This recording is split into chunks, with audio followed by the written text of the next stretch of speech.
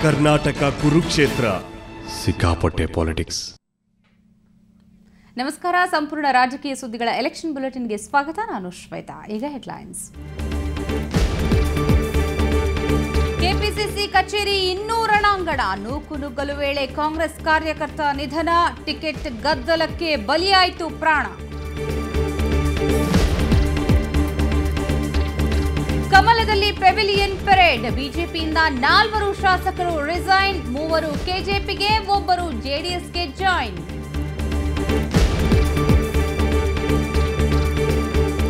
ಕಮಲ ಬಿಡುವ ಬಗ್ಗೆ ನಿರಾಣಿ ನಾಳೆ ತೀರ್ಮಾನ. ಸಿಎಂ ಜೊತೆಯಲ್ಲೇ ಬೆಳಗಾವಿಗೆ ಸಚಿವರ ಪಯಣ. ಮಾತೃಪಕ್ಷವ ನೆನೆದು ಕಣ್ಣೀರಾದ ಸೋಮಣ್ಣ.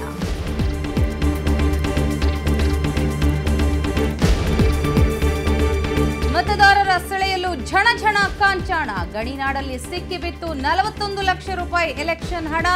ಕಾರವಾರ ಗೋವಾ ಗಡಿಯಲ್ಲೂ ಹದ್ದಿನ ಕಣ್ಣು.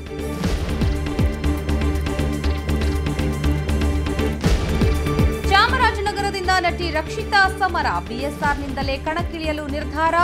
ಬಾಡಿಗೆ ಮನೆಗಾಗಿ ನಡೆದಿದೆ ಹುಡುಕಾಟ.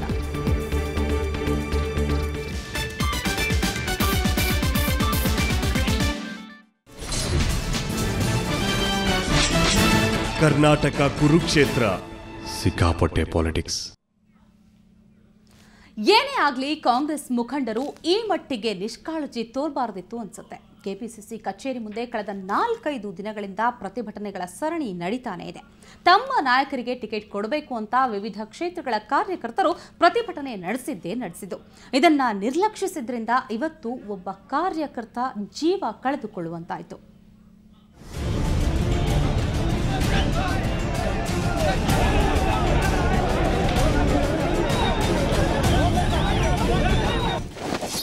ಟಿಕೆಟ್ ಗಲಾಟೆಗೆ ಬಲಿಯಾದ ಕಾಂಗ್ರೆಸ್ ಕಾರ್ಯಕರ್ತ.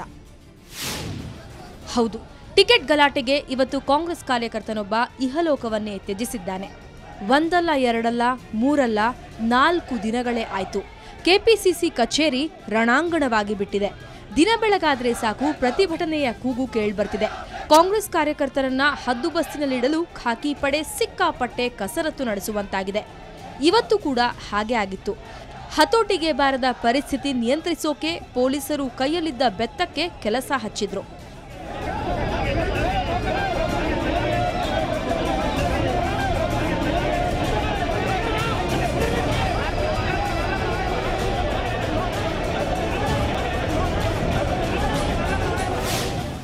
ಪೊಲೀಸರ ಲಾಠಿ ಏಟಿಗೆ ಒಂದಿಷ್ಟು ಕಾರ್ಯಕರ್ತರು ಗಲಿಬಿಲಿಯಾಗಿದ್ರು. ಏಟು ತಿಂದ ಒಂದಿಷ್ಟು ಮಂದಿ ಗಾಯಗೊಂಡಿದ್ರು. ಇದೇ ನೂಕಾಟ ತಳ್ಳಾಟದಲ್ಲಿ ಕೆಳಗೆ ಕುಸಿದು ಬಿದ್ದ ಒಬ್ಬ ಕಾರ್ಯಕರ್ತನ ಪರಿಸ್ಥಿತಿ ಗಂಭೀರವಾಗಿತ್ತು. ಕೊನೆಗೂ ಆತ ಹೃದಯಾಘಾತದಿಂದ ಮೃತಪಟ್ಟಿದ್ದಾನೆಂದು ಖಚಿತವಾಗಿದೆ.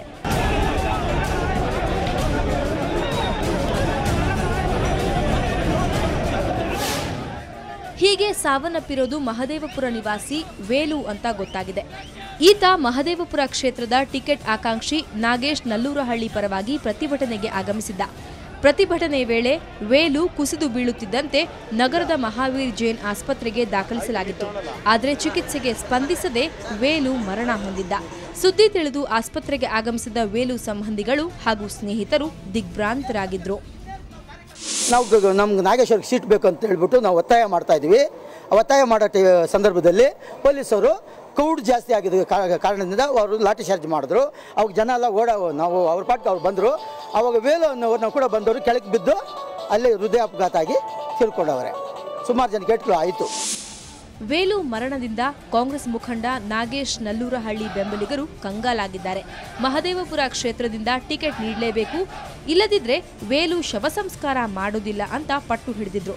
ಮೃತನ ಸಂಬಂಧಿಕರು ಕೂಡ ಇದೇ ಆಶಯ ವ್ಯಕ್ತಪಡಿಸಿದ್ರು. ಇಲ್ಲದಿದ್ರೆ ವೇಲು ಕೊನೆಯ ಆಸೆ ಈಡೇರಲ್ಲ ಅನ್ನೋದು ಅವರ ಭಾವನೆಯಾಗಿತ್ತು. ಆದರೆ ಕಾಂಗ್ರೆಸ್ ಮುಖಂಡರು ಅವರನ್ನ ಸಂತೈಸೋ ಕೆಲಸ ನಡೆಸಿದ್ರು. ಇನ್ನು ಕೆಪಿಸಿಸಿ ಕಚೇರಿ ಮುಂದೆ ಇವತ್ತು ಕೂಡ ಪ್ರತಿಭಟನೆಯ ಬಿಸಿ ಜೋರಾಗೇ ಇತ್ತು.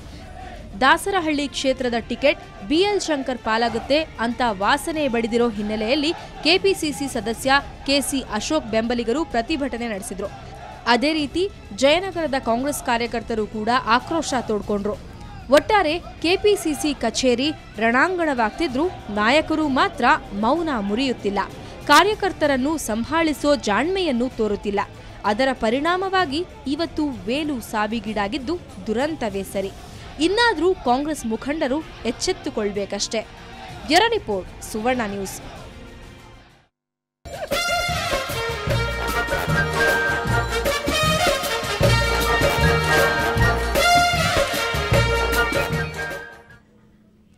ಚುನಾವಣೆ ದಿನಾಂಕ ಪ್ರಕಟವಾದ ದಿನದಿಂದಲೇ ಪಕ್ಷದಿಂದ ಪಕ್ಷಕ್ಕೆ ಜಿಗಿತ ವೀರರ ಸಂಖ್ಯೆನೂ ಹೆಚ್ಚಾಗ್ತಾ ಇದೆ. ದಿನವೂ ಒಬ್ಬರಲ್ಲ ಒಬ್ಬರು ಪಕ್ಷಾಂತರ ಮಾಡ್ತಿದ್ದಾರೆ.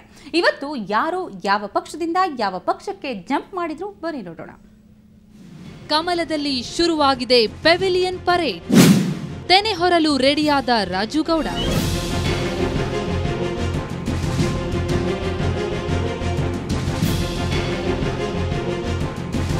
ರಾಜ್ಯ ರಾಜಕೀಯದಲ್ಲಿ ಪಕ್ಷದಿಂದ ಪಕ್ಷಕ್ಕೆ ಹಾರುವ ಮರಕೋತಿ ಆಟ ಜೋರಾಗ್ತಾ ಇದೆ.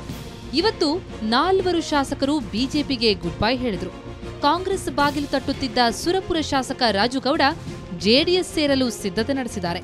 ಇದಕ್ಕಾಗಿ ಇವತ್ತು ಬಿಜೆಪಿಯ ಪ್ರಾಥಮಿಕ ಸದಸ್ಯತ್ವಕ್ಕೆ ರಾಜೀನಾಮೆ ನೀಡಿದ್ದಾರೆ. ಮುಂದೆ ಏನು ನಿರ್ಧಾರ ತಗೋಬೇಕು, ಜೆಡಿಎಸ್ ಸೇರಬೇಕು ಅಥವಾ ಇಂಡಿಪೆಂಡೆಂಟ್ ಮಾಡಬೇಕು ಅಥವಾ ಏನು ಮಾಡಬೇಕು ಅನ್ನೋದ್ರ ಬಗ್ಗೆ ಅವರೆಲ್ಲರ ಮುಖಂಡರು ಗೊತ್ತಾಗಿ ಚರ್ಚೆ ಮಾಡಿ ನಾನು ಒಂದು ನಿರ್ಧಾರಕ್ಕೆ ಬರ್ತೇನೆ. ಮಾಡಾಳ್ ವಿರೂಪಾಕ್ಷ ಬಿಜೆಪಿಗೆ ಗುಡ್ ಬೈ. ಚನ್ನಗಿರಿ ಶಾಸಕ ಮಾಡಾಳ್ ವಿರೂಪಾಕ್ಷ ಕೂಡ ಶಾಸಕ ಸ್ಥಾನಕ್ಕೆ ರಾಜೀನಾಮೆ ನೀಡಿದ್ದಾರೆ. ಈಗಾಗಲೇ ಕೆಜೆಪಿಯಲ್ಲಿ ಗುರುತಿಸಿಕೊಂಡಿರುವ ಮಾಡಾಳ್ ಇವತ್ತು ಸ್ಪೀಕರ್ ಕಚೇರಿಗೆ ತೆರಳಿ ಶಾಸಕ ಸ್ಥಾನಕ್ಕೆ ರಾಜೀನಾಮೆ ನೀಡಿದರು. ನಾನು ಕೆಜೆಪಿ ಪಕ್ಷವನ್ನು ಸೇರ್ತಾ ಇದ್ದೇನೆ. ಕೆಜೆಪಿ ಪಕ್ಷದ ವಿಧಾನಸಭಾ ಅಭ್ಯರ್ಥಿಯಾಗಿ ಸ್ಪರ್ಧೆ ಮಾಡಬೇಕು ಅಂತಕ್ಕಂಥ ದೃಷ್ಟಿಯಿಂದ ನಾನು ಈ ದಿನ ಭಾರತೀಯ ಜನತಾ ಪಕ್ಷದ ಶಾಸಕ ಸ್ಥಾನಕ್ಕೆ ರಾಜೀನಾಮೆಯನ್ನು ಕೊಟ್ಟಿದ್ದೆ. ಕಮಲ ಬಿಟ್ಟು ಕೆಜೆಪಿಗೆ ಬೆಳಕಾದ ರಾಮಚಂದ್ರ. ಜಗಳೂರು ಶಾಸಕ ಎಸ್ವಿ ರಾಮಚಂದ್ರ ಕೂಡ ಕೆಜೆಪಿಗೆ ಜೈ ಜೈ ಅಂತಿದ್ದಾರೆ. ಇವತ್ತು ಬಿಜೆಪಿಗೆ ವಿದಾಯ ಹೇಳಿದ ರಾಮಚಂದ್ರ ಕೆಜೆಪಿ ಸೇರಲು ನಿರ್ಧರಿಸಿರೋದಾಗಿ ಹೇಳಿದರು. ಇವತ್ತು ನನ್ನ ಶಾಸಕ ಸ್ಥಾನಕ್ಕೆ ರಾಜೀನಾಮೆ ಕೊಟ್ಟಿದ್ದೇನೆ. ಕಾರಣ ನನ್ನ ಕ್ಷೇತ್ರದ ಮತದಾರರ ಅಭಿಪ್ರಾಯ ಪ್ರಕಾರ ಇವತ್ತು ನಾನು ಬೇರೆ ನಿರ್ಧಾರ ತೆಗೆದುಕೊಂಡು ಬೇರೆ ಪಕ್ಷದಿಂದ ನಿಲ್ಲಬೇಕು ಅಂತ ಒತ್ತಾಯಿಸ್ತಾ ಇದ್ದಾರೆ. ಯಡಿಯೂರಪ್ಪನವ್ರ ಜೊತೆ ನಾನು ಹೋಗ್ಬೇಕಂತ ಇಷ್ಟಪಟ್ಟಿದ್ದೀನಿ. ಬಿಜೆಪಿ ತೊರೆದ ಸಜ್ಜನ ಕೆಜೆಪಿ ಸಂಘ. ಇನ್ನು ವಿಧಾನ ಪರಿಷತ್ ಸದಸ್ಯ ಶಿವರಾಜ್ ಸಜ್ಜನ್ ಕೂಡ ಬಿಜೆಪಿಗೆ ಗುಡ್ ಬೈ ಹೇಳಿದ್ದಾರೆ. ಕಮಲ ಪಾಳೆಯ ತೊರೆದು ಕೆಜೆಪಿ ಸಂಘ ಮಾಡಿದ್ದಾರೆ. ಈಶ್ವರಪ್ಪ ನಮ್ಮನ್ನ ಬಿಜೆಪಿಯಲ್ಲಿ ಅವಮಾನಿಸಿದ್ರು, ಬಿಎಸ್ವೈ ಆಪ್ತ ಎಂಬ ಕಾರಣಕ್ಕೆ ನಿರ್ಲಕ್ಷ್ಯ ಮಾಡಿದ್ರು ಅಂತ ಸಜ್ಜನ್ ಆರೋಪಿಸಿದರು. ಯಡಿಯೂರಪ್ಪನವ್ರ ಜೊತೆಗೆ ನಾವು ಗುರುತಿಸಿಕೊಂಡಿದ್ದೇವೆ ಅನ್ನೋ ಒಂದೇ ಒಂದು ಕಾರಣದಿಂದ ಸನ್ಮಾನ್ಯ ಈಶ್ವರಪ್ಪನವರು ನಮ್ಮನ್ನು ದೂರ ಇಡುವಂಥ ಒಂದು ವ್ಯವಸ್ಥೆಯನ್ನು ಮಾಡಿದರು. ಹೀಗಾಗಿ ಇವತ್ತು ವಿಧಾನ ಪರಿಷತ್ತಿನ ಸದಸ್ಯತ್ವಕ್ಕೆ ರಾಜೀನಾಮೆಯನ್ನು ನೀಡಿ ಕರ್ನಾಟಕ ಜನತಾ ಪಕ್ಷದ ಸಂಘಟನೆಗೆ ಸಕ್ರಿಯವಾಗಿ ತೊಡೆದುಕೊಳ್ಳೋದಕ್ಕೆ ತೀರ್ಮಾನವನ್ನು ಮಾಡಿದ್ದಾರೆ. ಜೆಡಿಎಸ್ ಭದ್ರಕೋಟೆ ಮಂಡ್ಯ ಜಿಲ್ಲೆಯಲ್ಲೇ ಬಿರುಕು ಬಿಟ್ಟಿದೆ. ಮೊನ್ನೆಯಷ್ಟೇ ಮದ್ದೂರು ಶಾಸಕಿ ಕಲ್ಪನಾ ಸಿದ್ದರಾಜು ಜೆಡಿಎಸ್ಗೆ ಗುಡ್ ಬೈ ಹೇಳಿದ್ರು. ಇದರ ಬೆನ್ನಲ್ಲೇ ಮಳವಳ್ಳಿ ತಾಲೂಕು ಜೆಡಿಎಸ್ ಮಾಜಿ ಅಧ್ಯಕ್ಷರ ನೇತೃತ್ವದಲ್ಲಿ 100 ಬೆಂಬಲಿಗರು ಕೆಜೆಪಿ ಸೇರ್ಪಡೆಯಾದರು. ಒಟ್ಟಾರೆ ಚುನಾವಣೆ ಸಮೀಪಿಸುತ್ತಿದ್ದಂತೆ ಕಮಲ ಬಾಡುತ್ತಿದ್ದು ತೆಂಗಿನಕಾಯಿಗೆ ಸ್ವಲ್ಪ ಶಕ್ತಿ ಬಂದಿದೆ. ಬ್ಯೂರೋ ರಿಪೋರ್ಟ್, ಸುವರ್ಣ ನ್ಯೂಸ್. ಕೈಗಾರಿಕಾ ಸಚಿವ ಮುರುಗೇಶ್ ನಿರಾಣಿ ನಡೆ ಇನ್ನೂ ನಿಗೂಢವಾಗಿದೆ. ಕೆಜೆಪಿ ಸೇರಬೇಕೋ ಬಿಜೆಪಿಯಲ್ಲೇ ಉಳಿಬೇಕೋ ಅನ್ನೋ ಗೊಂದಲದಲ್ಲಿ ಮುಳುಗಿದ್ದಾರೆ. ಬಾಗಲಕೋಟೆಯಲ್ಲಿ ಇವತ್ತು ಬಿಜೆಪಿಯ ವಿಜಯ ಸಂಕಲ್ಪ ಯಾತ್ರೆ ನಡೆಯಿತು. ಸಿಎಂ ಜಗದೀಶ್ ಶೆಟ್ಟರ್, ರಾಜ್ಯಾಧ್ಯಕ್ಷ ಪ್ರಹ್ಲಾದ್ ಜೋಶಿ ಸೇರಿದಂತೆ ಪ್ರಮುಖರೆಲ್ಲ ಭಾಗಿಯಾಗಿದ್ರು. ಆದರೆ ಸಭೆಯಲ್ಲಿ ಭಾಗಿಯಾಗ್ತೇನೆ ಎಂದಿದ್ದ ಸಚಿವ ಮುರುಗೇಶ್ ನಿರಾಣಿ ಮಾತ್ರ ಸಭೆಯಲ್ಲಿ ಕಾಣಿಸಿಕೊಳ್ಳಲೇ ಇಲ್ಲ. ನಿನ್ನೆ ಜಮಖಂಡಿಯ ಕೆಜೆಪಿ ಸಮಾವೇಶದಲ್ಲಿ ಭಾಗಿಯಾಗಿದ್ದ ಅವರು ಇವತ್ತು ಬಾಗಲಕೋಟೆ ಬಿಜೆಪಿ ಸಮಾವೇಶದಲ್ಲಿ ಭಾಗಿಯಾಗೋದಾಗಿ ತಿಳಿಸಿದ್ರು.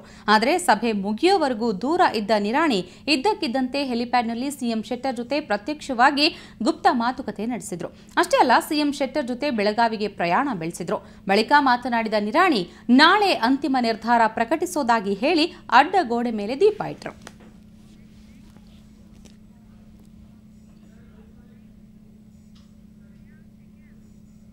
ಇದು ನಿರಾಣಿ ಕಥೆ ಆಯಿತು. ಹಾಗಾದ್ರೆ ಸೋಮಣ್ಣ ಕಣ್ಣೀರ್ ಹಾಕಿದ್ಯಾಕೆ ಅಂತ ಹೇಳ್ತೀನಿ ಬ್ರೇಕ್ನ ನಂತರ.